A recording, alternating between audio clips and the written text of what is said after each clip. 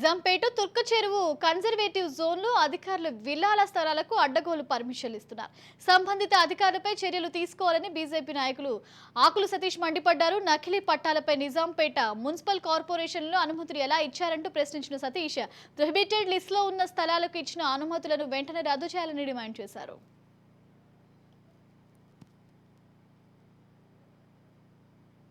Survey number 338/43లో spring valley colony 2007లో 21st venture వాళ్ళు వేయడం జరిగింది.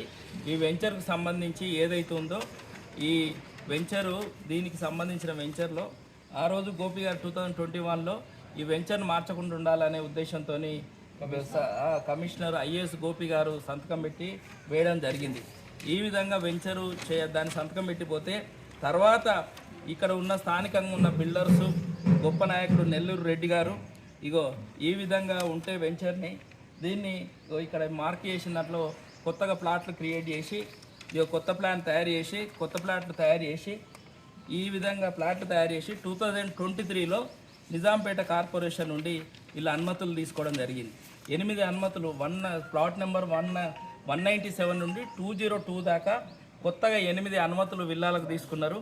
అన్నీ కూడా కన్జర్వేటివ్ జోన్లో ఏ విధంగా మున్సిపల్ అధికారులు అనుమతులు ఇస్తారనేది మరి నిజాంపేట కార్పొరేషన్ కమిషనర్ను town planning ACP town planning అధికారులు చెప్పాలి.